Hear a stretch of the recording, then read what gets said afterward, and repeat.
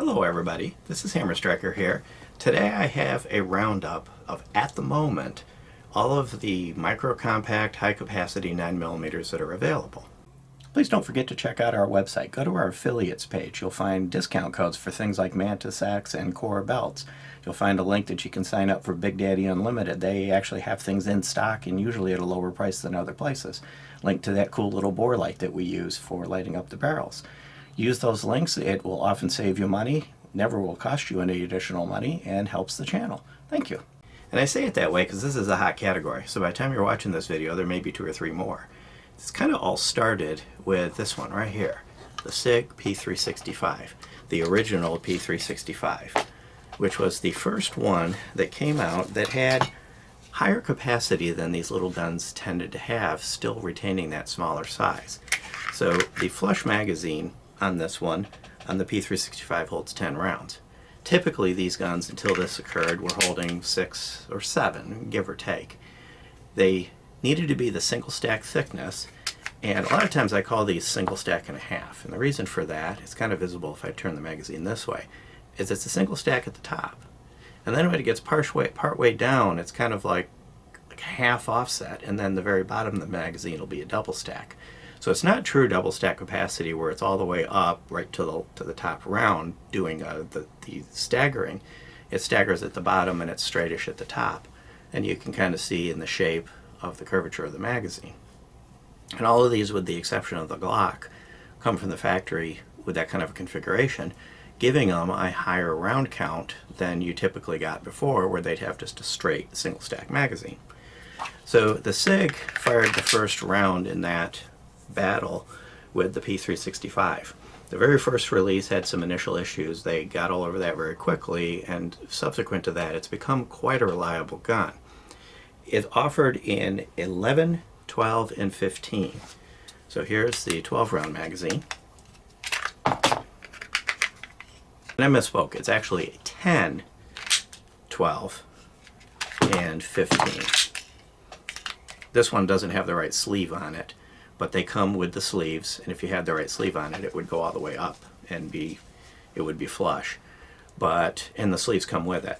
And that's one thing I want to note as I talk about the capacities and the weights and all that. There's a lot of numbers that could be thrown around. What I'm going to refer to is what's available from the factory, unmodified, just the way it comes out of the box. So these magazines come with the sleeves, so you don't have to go on any third parties. I guarantee you third parties are going to be all over these things. That's going to be something the third party is going to do. But I want to talk about them bone stock. So these are all bone stock right out of the box with the various capacities. I'm also going to talk about the smallest variant of them, because the P365, if you want to look at the diversity of options, the P365 would win that category. There's a version of this available from the factory with a red dot. There's a version that's optics ready. There's a version that has what they call SAS sights that are kind of flush. There's various sizes of it. There's an X that's kind of a hybrid, kind of like the Glock 19X concept. There's an XL, which is longer. So there's even a $1,500 version called the Spectre. So this one has a large diversity. This is basically the original style and design, the smallest of them. And these MSRP around $4.99, and they go up from there depending on which options you choose to get with them. It's actually, even today with all the competition going after it kind of hard, is still a good option. It's still a good choice in this arena. One other thing I'll talk about as I talk about the size of them. All of these have different heights, lengths, and widths, but they're all roughly 6 inches-ish or smaller in length, in the 4.5-ish territory high, and around 1 inch or smaller thick. And they all weigh around 20 ounces or less. This one weighs 17.8 ounces and actually would win the weight, the lightest gun. This one would be the winner in that category. But to do the length, because they're all so diverse, the only way I could do it is kind of come up with an arbitrary number. I added up all the dimensions, length, width, and height, came up with a number, and the gun that had the lowest number would be considered the smallest, even though some of them are longer but really short, or some of them are super thin. It's kind of hard to do an exact comparison on that, so that number at least kind of gives you an idea. The Sig was not the winner of that. It wasn't the biggest, but it wasn't the smallest either. There's a gun that barely makes that category, and that is the Glock 43X. This came out after the Sig. This kind of barely qualifies for the category, primarily because it's not a double stack. It is a true single stack. But the interesting thing about this is it's the second largest of them in this category. That number, that adding up the dimensions, comes up to 11.37. It kind of barely qualifies for this, but it does, in that it was a relatively small gun. It's not much bigger than any of these, and it's actually a hair smaller than the Ruger with 10 round capacity. Now I'm going to do one call out to the magazines. There's a company called Shield Arms that makes a 15 round magazine that just mounts right in this. Gives you a 15 round capacity, and it is kind of that double stack and a half. Actually, this is a true double stack because it's thinner than the plastic mags. But I'm not going to give the Glock 43X credit for the existence of that because it's not a factory Glock mag. The factory Glock mag with the polymer and the steel frame insert is limited to 10, and you can't really expand that because of the polymer thickness. This comes, oh, one note, I really will be expecting to see these Shield mags appear for the 43. Right now this works with the 43X and the 48 because they're roughly the same grip size. I really would expect to see a Shield. I don't think it'll hold 15, but for the 43, which again won't get credit for being in this category, but that would make the 43 a very useful gun. From a size and other dimensions, of course it doesn't win capacity. With 10 it hits the minimum to qualify. For weight it comes in second lightest at 17.99 ounces, and for price it's second cheapest at $449. And it is also available in black if you don't like the silver slide. So the Glock's actually a contender in this category, whereas you might not initially want to look at it that way. Now let's talk about the one that came into this category and really came in hard. This is a gun that pretty well disrupted the category of these micro-compact, high-capacity guns because it came out with the highest overall available capacity from the factory. 10 round flush mag from the factory comes with it. The next, I'm sorry, it's an 11 round. So many different categories, it's hard to keep track of these. It's an 11 round, which is higher capacity than the Sig and equal to a couple of the others, but for the most part that 11 rounds kind of tops all the small mags of the different ones in this category.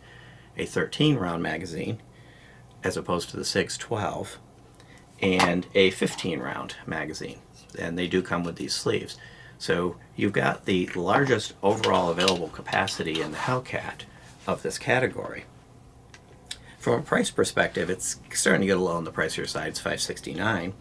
It weighs 18.3 ounces, so it's kind of the third lightest gun in this category.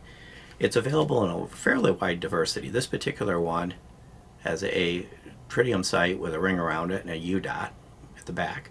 There is an optics ready version of this, and we've actually done a review on the optics ready version. There's a thumb safety available now. That's a new addition to the lineup. The optics ready is available, and there's a fiber optics front sight available. Now note it's not a TFO, it's not a tritium fiber optic, so you've got this tritium sight or you can get a fiber optic sight. But the Hellcat, when Springfield decided to join this fight, they came in hard, and the Hellcat has really done a good job of kind of taking over the realm of these types of guns. It kind of checks a lot of the check boxes, winning with the weight, with a 11.16 inch score for that dimensional thing I came up with. It's not the smallest. Actually, it is the smallest. I'm sorry, I read the wrong line item. 11.0, this is actually the smallest when you add up the length, width, and height. And not quite the lightest, but pretty close to it. So let's put that guy down. And let's move to the next one, and I'm kind of going to do them one at a time, but it's important to note the Shield Plus by Smith Wesson and the Ruger Max-9 came out the same day. But I'll pick up the Shield simply because it's closest to me. So the Shield, it's actually called the Shield Plus, has the factory 10 round and 13 round. So here's the 10 round magazine that fits flush. And it has a 13 round magazine that's available. And that's factory mag. It kind of extends it a little bit, gives you a 3-finger grip. This is the kind of the evolution of the Shield. And it comes factory with this kind of this flatty trigger. This gun is actually kind of cool. It's a little on the heavier side. It's 20.2 ounces, so it's actually the heaviest gun on the table here. The price on it's $553 to $623, depending on what options you choose. It does come with a manual thumb safety option available. It's also got a night sight option available. It's not the smallest gun in the category. It comes up with 11.8, so it's actually even the biggest gun in the category. It's still a smaller gun, almost fits on my hand, but it's the largest of them, and that's kind of being counted against it in a lot of reviews because there are smaller available that have similar or equal capacity. But it's got nice sights, nice ergonomics, it's easy to shoot well. It's actually quite a good gun. At the same time, Ruger came out with this critter, the Max-9, which actually kind of ekes out the Shield Plus in my mind from a performance overall bang for the buck. It's got a fiber optic sight. It's actually a TFO sight. It is optics ready right from the factory. No different version you've got to buy. And its factory 10-round magazine is flush. And if I can reach to it, the 12-round magazine. Oops, I grabbed the wrong magazine. It will fit better if I grab the magazine that actually fits the gun. And you'll see that it blends in. It's a good offering from Ruger. It's right in the middle when it comes to size. It has a number of various options available, and the price point's around $559, so it's reasonably good priced. Put that guy down and move on to the latest in the versions of this, which at the moment, I guarantee you, by the time you're looking at this video a month or two later after we release it, there'll be another one that should belong on this table, but it doesn't exist at the moment. This is the Taurus, the GX4, and it is 11 rounds in its flush magazine. And then you have this extended magazine that is 13 rounds. Kind of extended grip. This little notch here kind of looks like it might be bitey, but I didn't get bit by it. And it also has this factory polymer flatty-ish trigger. It's got nice front sight, a nice bright dot. It's negative on this is that it has a blackout rear sight, which I know some people like that. But that blackout rear sight to me is a negative because they're harder for me to see. Wins the price category, $392. This is the cheapest gun on the table. It weighs 18.5 ounces, so it's kind of in the middle of the pack from a weight perspective. And it's also in the middle of the pack from a size perspective. But this has one feature the others don't. This is the only gun on this table that has replaceable back straps. So, there's two different back straps. And when I did the size write-up on it, I did it with the smallest back strap available. This happens to be the larger back strap, but it comes in the box right from the factory with it. This is actually, it's nice to shoot. It's got a nice trigger. This is overall a good gun, especially if you're wanting to be a little price conscious. At the $400 price point for this gun, you're not really getting shortchanged. As you go up in price, you may get more features or more capacity, but this is not a bad choice given the price. I do want to mention one thing, and it's not on this table because it doesn't belong on this table because it's not a 9mm, but Ruger just recently, within the past couple of weeks, released something called the Ruger LCP Max. It's the first 380 that enters this fight. It is a 380, so it's not going to be here, but as far as I can see, it has begun with the 380 market. And 380 is still quite relevant because it's smaller, it's lighter, the guns can be smaller and lighter. The thing weighs 10.6 ounces. It's lighter than any of these on this table. So I'm looking forward to this same battle that you see played out here, playing out in the 380 territory, and we may end up being able to have quite a selection of compact 9mm, and then a bunch of backup guns or ankle guns, things like that. By the time you get down to 10 rounds in an 11-ounce gun, it's a perfect ankle gun. So another question you might ask is, of all these you see here, which one would I pick, or which one would I roll out with? It's going to be the Hellcat. It just checks all the right boxes. And that's not to imply that any of the guns on this table are in some way not good.